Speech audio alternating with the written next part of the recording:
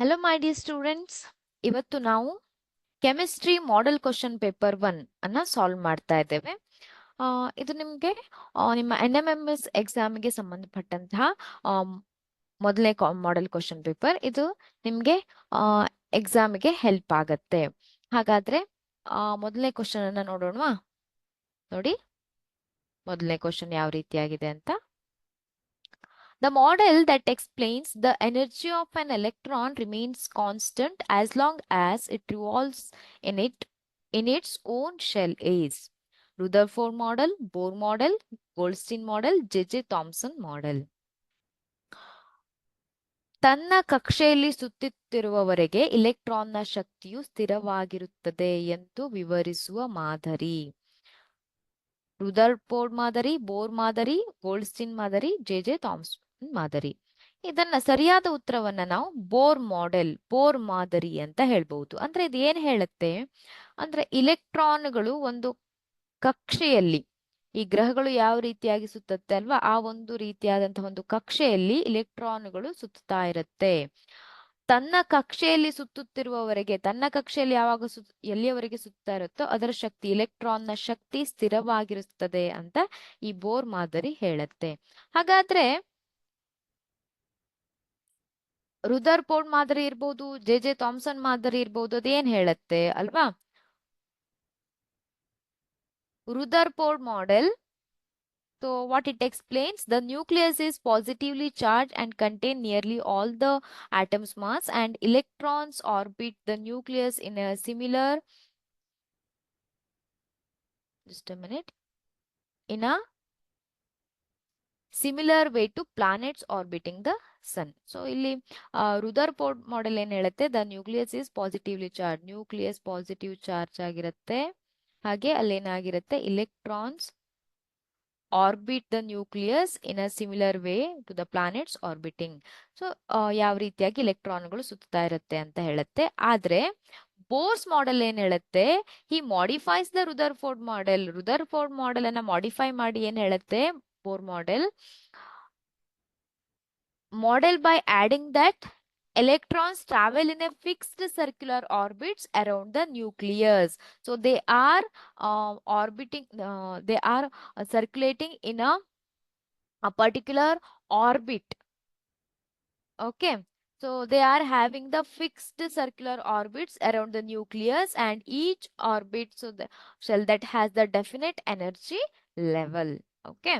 So ಹಾಗಾದ್ರೆ ನೋಡಿ, Thomson model ಏನ್ ಹೇಳುತ್ತೆ, according to the postulates of the Thomson atomic model, and electron resembles a sphere of positive charge. ಇಲ್ಲಿ ನೋಡಿ, ಇದು ಒಂದು electron, so that is the sphere of positive charge. This is the sphere of positive charge with electrons present inside the sphere. So inside the sphere again electrons are present. Okay, so this sphere is positively charged. Inside this electrons, that is negatively charged electrons are present. So that is the Thomson model. Idannu kuda nimge kelbodu Thomson model anta. Okay, so the correct answer is Bohr model. Next question. If the mass of the gas in a discharge tube is heavier, then the deflection of anode rays is least, highest, moderate, constant. So in a discharge tube, the gas in the discharge tube is heavier. So if any heavier gas is present in the discharge tube, the anode deflection rays is, so that is least for the heavier gas. Okay, heavier gas ಇದ್ರೆ anode deflection ಏನಿರುತ್ತೆ ಅದು list ಇರುತ್ತೆ. ಗೊತ್ತಾಯ್ತಾ? ನೋಡಿ, ಒಂದು ವಿಸರ್ಜನಾ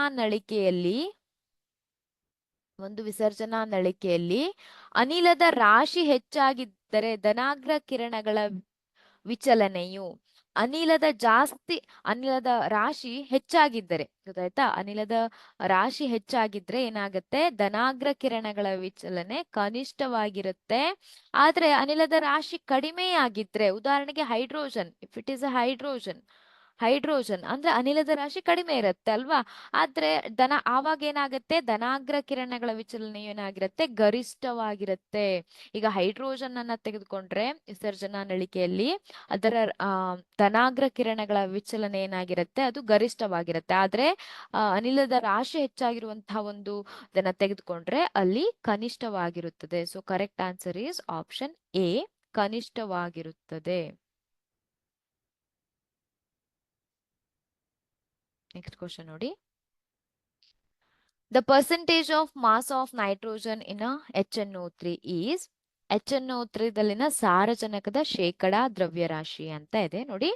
ಇಲ್ಲಿ ಮೊದಲನೇದಾಗಿ ನೀವು ಏನ್ ಮಾಡ್ಬೇಕು, you should find out the molar mass of the HNO3. Okay, ಇಲ್ಲಿ ಹೈಡ್ರೋಜನ್ ನ ಅಟೋಮಿಕ್ ಮಾಸ್ ನಂಬರ್ ಎಷ್ಟಿದೆ, 1, ನೈಟ್ರೋಜನ್ 14, ಹಾಗೆ oxygen that is 16. Oxygen that is 16 ಅಲ್ವಾ. ಇಲ್ಲಿ ನೋಡಿ, so you should find out the molar mass ಅಲ್ವಾ. ಹೇಗ್ ಕಂಡುಹಿಡಿತೀರಾ, ಹೈಡ್ರೋಜನ್ HNO3 ಅಲ್ಲಿ ಹೈಡ್ರೋಜನ್ ಎಷ್ಟಿದೆ, 1 ಇದೆ. 1 ಹೈಡ್ರೋಜನ್ ಅನ್ನ ಅಣುರಾಶಿ ಎಷ್ಟು, 1 ಪ್ಲಸ್ ಹಾಕ್ತಾ ಇದ್ದೇನೆ ಇಲ್ಲಿ. ನೆಕ್ಸ್ಟ್ ನೈಟ್ರೋಜನ್ ಎಷ್ಟಿದೆ, 1 ಅಣು ಇದೆ, ಹಾಗಾದ್ರೆ ಅದರ ಅಣುರಾಶಿ ಎಷ್ಟು, 14 ಪ್ಲಸ್ ಆಕ್ಸಿಜನ್ ಎಷ್ಟಿದೆ, 3 ಅಣುಗಳನ್ನ ಹೊಂದಿದೆ. ಆಕ್ಸಿಜನ್ ನ ಅಣುರಾಶಿ ಎಷ್ಟು, 16.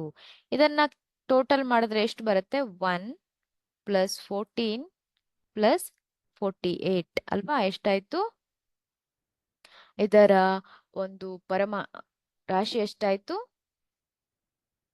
ಮೋಲಾರ್ ಮಾಸ್ ಎಷ್ಟಾಯ್ತು, ಸೊ ದಟ್ ಈಸ್ 63 ಅಲ್ವಾ.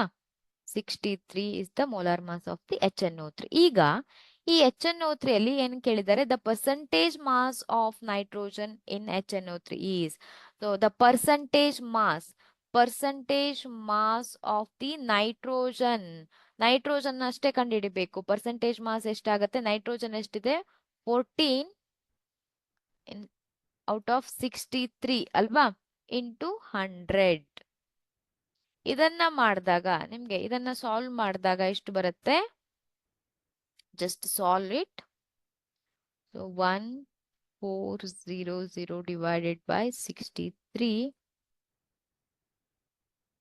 2, almost 22.22. 22.22. So that is the correct answer. So ಇಲ್ಲೇನ್ ಮಾಡ್ತೀರಾ ನೋಡಿ, ಮೊದಲನೇದಾಗಿ ಯು ಶುಡ್ ನೋ ದ ಅಣುರಾಶಿ ಗೊತ್ತಿರಬೇಕು, ಹೈಡ್ರೋಜನ್, ನೈಟ್ರೋಜನ್ ಅಂಡ್ ಆಕ್ಸಿಜನ್ ಅಲ್ವಾ. ಇಲ್ಲಿ ಏನ್ ಮಾಡ್ಬೇಕು, you should find out the molar mass. ಹೇಗ್ ಮಾಡ್ತೀರಾ, ಇಲ್ಲಿ ಈ ಒಂದು ಫಾರ್ಮುಲಾದಲ್ಲಿ ಹೈಡ್ರೋಜನ್ ಎಷ್ಟಿದೆ, 1 ಇದೆ ಅಲ್ವಾ. ಹೈಡ್ರೋಜನ್ ನ ಒಂದು ಅಟೋಮಿಕ್ ಮಾಸ್ ಎಷ್ಟು, 1. ದೆನ್ ನೈಟ್ರೋಜನ್ ಎಷ್ಟಿದೆ, 1 ಇದೆ, ಹಾಗೆ 14, and oxygen is 3 and 16. So total will be 63. So they asked the percentage mass of nitrogen ಅಂತ ಕೊಟ್ಟಿದ್ದಾರೆ. 60 ನೈಟ್ರೋಜನ್ ಅನ್ನ ಕೊಟ್ಟಿದ್ದಕ್ಕೆ you have to take like this into 100 ಅಲ್ವಾ. Answer is 22.22. But percentage mass of the hydrogen, just think the percentage mass of the hydrogen or percentage mass of the oxygen. So then you should take how much, 48 divided oxygen, okay, out of 63 into 100. So like this you should find out the answer. Correct answer is 22.22.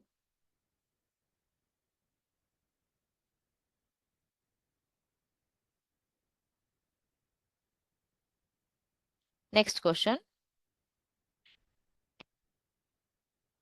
ಕೊಟ್ಟಿರುವ ಕ್ಲೋರಿನ್ನ ಯಾವುದೇ ನಮೂನೆಯಲ್ಲಿ 2 ಐಸೋಟೋಪುಗಳ ಪರಮಾಣು ರಾಶಿಯ ಅನುಪಾತ. If any given sample, in any given sample of chlorine, the ratio of atomic masses of the 2 isotopes is. So chlorine isotope, that is 35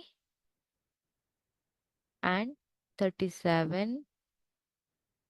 So these are the 2 isotopes of the chlorine. So what you mean by the isotopes? Isotopes ಅಂದ್ರೆ ಏನು? So which are having the same proton but different neutrons ಅಲ್ವಾ? So that is called as a isotope. ಇಲ್ಲಿ ಕೊಟ್ಟಿರುವ ಕ್ಲೋರಿನ್ನ ಯಾವುದೇ ನಮೂನೆಯಲ್ಲಿ 2 ಐಸೋಟೋಪುಗಳ ಪರಮಾಣು ರಾಶಿಯ ಅನುಪಾತ ಅಂತ ಕೊಟ್ಟಿದ್ದಾರೆ. ಕ್ಲೋರಿನ್ನ 2 ಐಸೋಟೋಪುಗಳ ಪರಮಾಣು ರಾಶಿ ಅನುಪಾತ ನೋಡಿ. So chlorine has 2 isotopes that is having the atomic mass 35U and 37U and they are present in the ratio 3:1. 3:1 ಈ ಒಂದು ಅನುಪಾತದಲ್ಲಿ ಇರುತ್ತೆ ಅಂತ ಹೇಳ್ಬೋದು. ಅದರಿಂದ ಸರಿಯಾದ ಉತ್ತರ ಯಾವುದು? Option C, 3:1.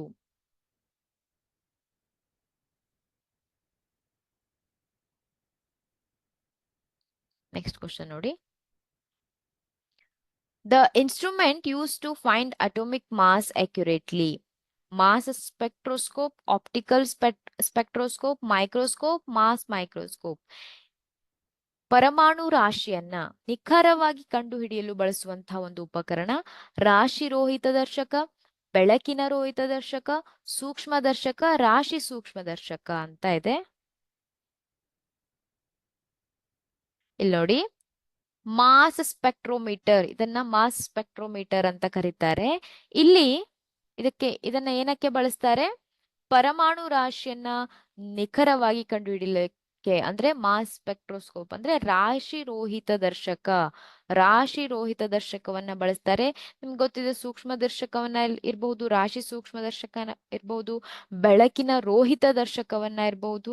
ಯಾವ ಯಾವ ಸಂದರ್ಭದಲ್ಲಿ ಬಳಸ್ತಾರೆ ಅನ್ನೋದು ನಿಮ್ಗೆ ಗೊತ್ತಿದೆ ಅಂತ ಅನ್ಕೊಳ್ತೇನೆ. ನೆಕ್ಸ್ಟ್ ಕ್ವಶನ್ ನೋಡಿ. ಸುಣ್ಣದ ಕಲ್ಲು ವಿಘಟನೆಗೊಂಡು ಕ್ಯಾಲ್ಸಿಯಂ ಆಕ್ಸೈಡ್ ಆಗುವಿಕೆಯ ಕ್ರಿಯೆ ಬಹಿರುಷ್ಣಕ, ಅಂತರುಷ್ಣಕ, ಸಮತಾಪೀಯ ತಟಸ್ಥೀಕರಣ.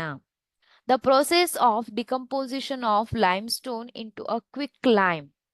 Exothermic, endothermic, isothermic neutralization. So in a reaction, when the heat is absorbed by the surrounding, so that is called as an endothermic reaction. Here the process of decomposition of limestone, that is a endothermic ಅಂದ್ರೆ ಬಹಿರುಷ್ಣಕ ಕ್ರಿಯೆ, ಅಂತರುಷ್ಣಕ ಕ್ರಿಯೆ ಅಂತ ಹೇಳ್ಬಹುದು. ಬಹಿರುಷ್ಣಕ ಕ್ರಿಯೆ ಅಂದ್ರೆ ಉಷ್ಣ ಬಿಡುಗಡೆ ಆಗತ್ತೆ, ಗೊತ್ತಾಯ್ತಾ? ಉಷ್ಣ ಬಿಡುಗಡೆ ಆಗುವಂತಹ ಕ್ರಿಯೆಯನ್ನ ಬಹಿರುಷ್ಣಕ ಕ್ರಿಯೆ ಅಂತ ಕರಿತೇವೆ. ಅಂತರುಷ್ಣಕ ಕ್ರಿಯೆ ಅಂದ್ರೆ ಉಷ್ಣವನ್ನ ವಾತಾವರಣದಲ್ಲಿರುವ ಉಷ್ಣವನ್ನ ಅದು ಏನ್ ಮಾಡುತ್ತೆ? ಅಬ್ಸಾರ್ಬ್ ಮಾಡ್ಕೊಳ್ಳುತ್ತೆ. ಅದನ್ನ ನಾವು ಅಂತರುಷ್ಣಕ ಕ್ರಿಯೆ ಅಂತ ಕರಿತೇವೆ. ಸರಿಯಾದ ಉತ್ತರ ಯಾವುದು? ಅಂತರುಷ್ಣಕ ಕ್ರಿಯೆ. Next question. ಇವುಗಳಲ್ಲಿ ಸರಿದೂಗಿಸಿದ ಒಂದು ರಾಸಾಯನಿಕ ಸಮೀಕರಣ. A balanced chemical equation among the following. Balanced chemical equation ಅಂದ್ರೆ ಏನಾಗಿರ್ಬೇಕು? ಈ ಒಂದು ಆರೋ ಮಾರ್ಕ್ ಇದೆ ಅಲ್ವಾ, ಪ್ರತಿವರ್ತಕಗಳು ಅಂತ ಕರಿತೇವೆ, ಇವುಗಳನ್ನ ಉತ್ಪನ್ನ ಅಂತ ಕರಿತೇವೆ. ಇಲ್ಲಿರುವಂತಹ ಒಂದು HG ಇರಬಹುದು, O ಇರಬಹುದು, ಇವುಗಳ ಒಂದು ಅಣುಗಳೇನಾಗಿರ್ಬೇಕು? ಪ್ರತಿವರ್ತಕದಲ್ಲಿ ಮತ್ತೆ ಉತ್ಪನ್ನದಲ್ಲಿ ಸರಿಯಾಗಿರ್ಬೇಕು. ಮೊದಲನೇದಾಗಿ ಸರಿಯಾದ ಒಂದು ರಿಯಾಕ್ಷನ್ ಅನ್ನ ನೋಡಿ. ಇಲ್ಲಿ HgO2 Hg+O2 ಪಾದರಸ ಅಲ್ವಾ? ಇಲ್ಲಿ HgO2 ಅನ್ನುವಂತಹ ಈ ಒಂದು ರಾಸಾಯನಿಕ ಕ್ರಿಯೆ ಇದೆ ಅಲ್ವಾ, ಅದು ತಪ್ಪಾದ ರಾಸಾಯನಿಕ ಕ್ರಿಯೆ ಅಂತ ಹೇಳ್ಬಹುದು. 2HgO 2Hg+O2 ಅಂತ ಇದೆ. ಇಲ್ಲಿ ನೋಡಿ, 2HgO 2Hg+O2 ಅಂತ ಇದೆ. ಹಾಗೆ 2HgO2 Hg2O2 ಅಂತ ಇದೆ. ಈ ಒಂದು ಸಮೀಕರಣವನ್ನ ನೋಡಿ. ಇಲ್ಲಿ ಪಾದರಸ ಎಷ್ಟಿದೆ? 2 ಇದೆ. ಆಕ್ಸಿಜನ್ ಎಷ್ಟಿದೆ? 2 ಇದೆ ಅಲ್ವಾ? ಇಲ್ಲಿ ಉತ್ಪನ್ನದಲ್ಲಿ ಪಾದರಸ 2 ಇದೆ, ಹಾಗೆ ಆಕ್ಸಿಜನ್ ಕೂಡ 2 ಇದೆ ಅಲ್ವಾ? ಇಲ್ಲಿ ಆಕ್ಸಿಜನ್ ಇಲ್ಲಿ 4 ಇದೆ. ಆದ್ರಿಂದ ಇದನ್ನ ಸರಿದೂಗಿಸಿದ ಸಮೀಕರಣ ಅಲ್ಲ ಅಂತ ಹೇಳ್ಬಹುದು. ಇಲ್ಲಿ ನೋಡಿ, 2Hg ಇದೆ, 2Hg 2 ಇದೆ, ಆಕ್ಸಿಜನ್ 1 ಇದೆ ಅಲ್ವಾ? ಇದನ್ನ ಸರಿಯಾದ ಸಮೀಕರಣ ಅಂತ ಹೇಳ್ಬಹುದಾ? ಇಲ್ಲ, ಇದು ಕೂಡ ಸರಿಯಾಗಿಲ್ಲ ಅಂತ ಹೇಳ್ಬಹುದು. ನೋಡಿ, ಸರಿದೂಗಿಸಿದ ಸಮೀಕರಣ ಯಾವುದು? 2HgO 2HgO ಅನ್ನುವಂಥದ್ದು ಏನಾಗುತ್ತೆ 2Hg plus O2 2Hg plus O2 ಇಲ್ಲಿ 2Hg ಇದೆ, ಇಲ್ಲೂ ಕೂಡ ಆಕ್ಸಿಜನ್ ಕೂಡ ಇಲ್ಲಿ 2 ಅಣುಗಳನ್ನ ಹೊಂದಿದ್ರೆ ಉತ್ತರದಲ್ಲೂ ಕೂಡ ಉತ್ಪನ್ನದಲ್ಲೂ ಕೂಡ 2 ಇದೆ. ಅದರಿಂದ option 2, so that is the correct answer.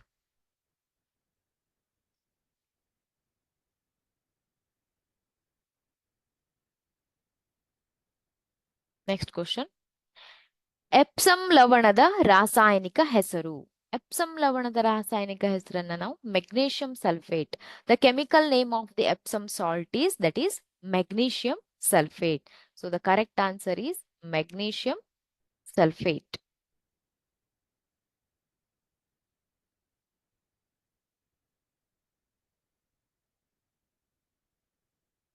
Next question. ಹೊಂದಿಸಿ ಬರೆಯಿರಿ. Match the following. Electrons and their subshells are given. So you have to find the correct match. Okay. Always you know that in the S subshell 2 electrons, P subshell that is 6, D 10 and F 14. Okay, so that is the correct one. S 2, P 6, D 14, sorry, D 10, F 14. Okay, so the correct option ಇಲ್ಲಿ ನೋಡಿ, S ಉಪಕವಚದಲ್ಲಿ 2 ಇಲೆಕ್ಟ್ರಾನ್ಗಳಿರುತ್ತೆ, P ಇದರಲ್ಲಿ 6 ಇರುತ್ತೆ, ಹಾಗೆ D ಒಂದು ಉಪಕವಚದಲ್ಲಿ 10, ಹಾಗೆ F ಅಲ್ಲಿ 14 ಇರುತ್ತೆ ಅಲ್ವಾ. S A, that is B. This one is the correct answer. And B, that is 6, and C, that is A 10, and D, that is C 14. Okay, option A is the correct answer.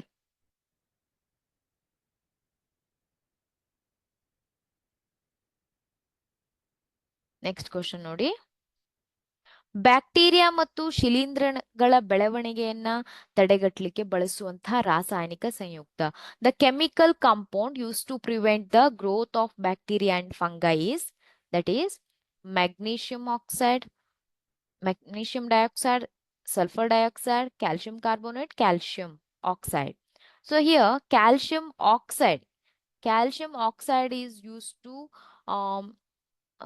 used as a chemical compound to prevent the growth of the bacteria and the fungi. Bacteria ಮತ್ತೆ ಶಿಲೀಂಧ್ರಗಳ ಬೆಳವಣಿಗೆಯನ್ನ ತಡೆಗಟ್ಟಲಿಕ್ಕೆ ಬಳಸುವಂತಹ ಒಂದು ರಾಸಾಯನಿಕ ಸಂಯುಕ್ತ. Option 4.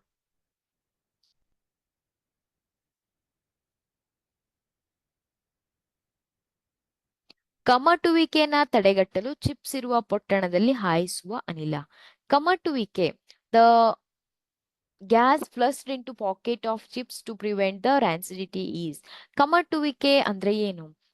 ಕೆಲವೊಂದು ಕರಿದ ಪದಾರ್ಥಗಳಿರಬಹುದು, ಕೆಲವೊಂದು ಕರಿದ ತಿಂಡಿಗಳೇನಾಗಿರುತ್ತೆ, ಸ್ವಲ್ಪ ಕಾಲದ ನಂತರ ಏನಾಗುತ್ತೆ, ಅವುಗಳ ವಾಸನೆ ಮತ್ತೆ ರುಚಿ ಬದಲಾವಣೆ ಆಗಿರುತ್ತೆ ಅಲ್ವಾ, ನೀವು ನೋಡಿರ್ತೀರ.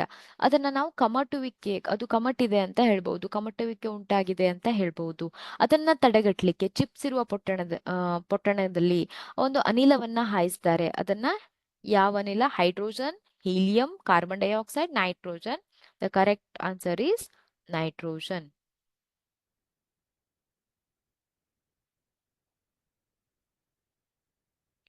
Okay, thank you. So we have solved the model question paper 1. In the next session, now model question paper 2 ಅನ್ನ solve ಮಾಡೋಣ. Thank you.